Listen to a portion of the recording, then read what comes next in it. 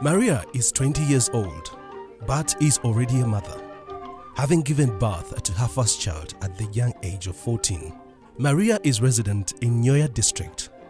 Like many in her area, she was married off by her parents, who considered her a product that can raise revenue for the family. When I was in Senior 1, my age is 15 years old, but now I'm in 20 years old. I started marriage in 2011, in October. I'm not happy. I have 2 children now. Child marriages are a common occurrence in Uganda, a country where the fertility rate at 6.4 is one of the highest in the world. Maria's story is shared by many girls around the country. Doreen is a resident of Nakasongola district. She dropped out of school aged 16 after she was found pregnant. She is now married and takes care of her own family. I'm 17 years, but I got married when I was 15. And that time, I stayed with my husband for only months, 1 month. At that time, he know that I'm ready to get pregnant, and he ran away, and I stay me alone. And I give birth, and I say no. Instead of sitting here, let me go to my aunt. As I talk now, I am at home. I'm not with him. I'm alone. My parents, they are not there. Even my brothers, sisters, they are not there. I'm me alone, just with the neighbor. According to the 2011 Uganda Demographic Health Survey report, the rate of child marriage, currently at 40%, is higher than the African average of 39%. A number of factors contribute to this high rate and include poverty, gender norms and expectations, culture and tradition. In rural areas, parents tend to believe that child marriage offers protection against premarital pregnancy and HIV infection. The biggest problem we have for early child marriages is the traditional norms and thinking that when a girl develops breasts and she goes into her menstruation periods, then she's ripe for marriage. But actually they also forget that as children develop and they eat very well and they develop faster and they reach these stages even faster, even at earlier ages. And that does not mean that they are ripe for marriage. The second problem is specifically because our communities are poor. Girls, when they are married off, people pay dowry. And that dowry is in form of riches, cows and so on. So they think that the earlier they are married off, the better. Early marriage is so common in Uganda that in 2006, more than half, approximately 53% of women ages 20 to 49 were married before the age of 18, which is the legal age of marriage for women. Any person below 18 years getting into marriage is illegal. It is provided for in our legal frameworks, even in the Constitution and the Children Act. So having a child getting married, either through forcing her, compelling her, through culture, you are committing an offense.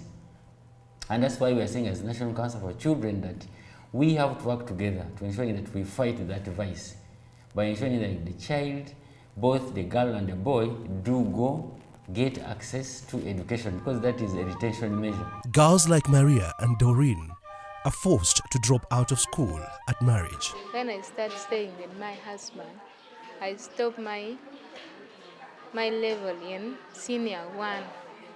I go to school before, but after, I never go to school. This turn of events has been experienced by many more girls in Uganda.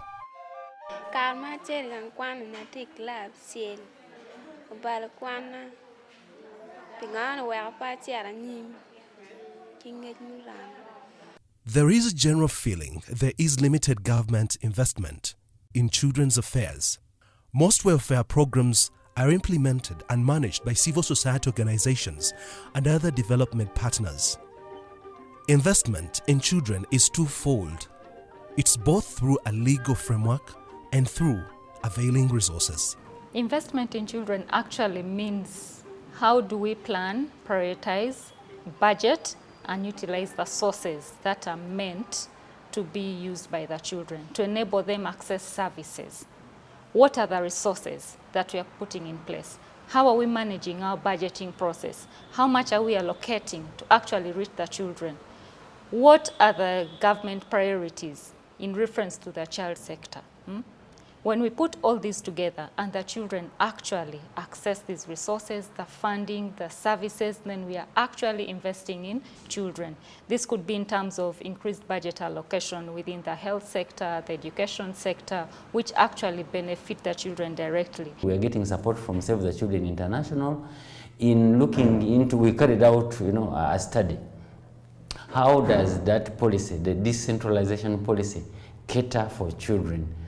And it entails, having all levels of administration looking into child welfare and development. But I'm happy to say that we've come out with a report and we are already looking into recommendations, formulating policy briefs so that decision makers, policy makers, government, and different other partners do appreciate and adhere to the recommendations and implement them. If we plan, allocate resources, then most of these children actually are going to access the services. And this entails allocating resources to different sectors, including the health, education, child protection, because this will enable us to achieve our long-term goal within the government.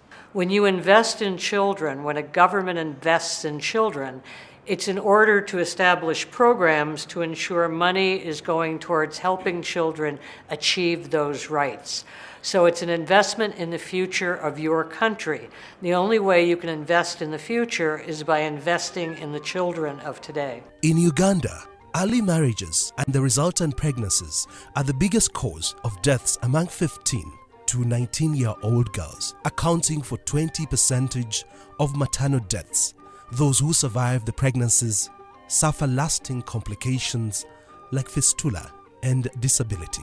The children are not biologically prepared to have children and to be married off. This results into high health complications where you get the children actually being affected by fistula because the body is not yet ready, they are getting children, and that affects their health system, and which is very key and actually leading to one of the high death rates in the country. Investment in children basically looks at government allocating funds to children's affairs.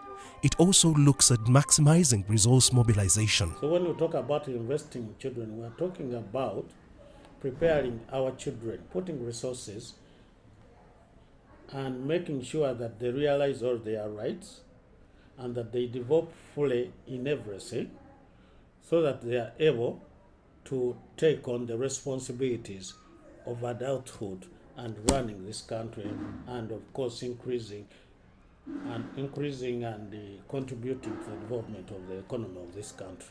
Very clear to me that Ugandans love their country. There's no question in my mind about that. And they want a better future. And the only way that will ever happen is by putting the investment in the children of today to ensure that your country can be all it can and will be. So I would just re-encourage, and I think people know this in their head, but sometimes we forget about it a little bit. So I would encourage everyone to take 5 minutes off and stop and think about what could we do to be more effectively help the children of today in Uganda. The call now is louder than before for government and development partners to invest in children for the country's brighter future.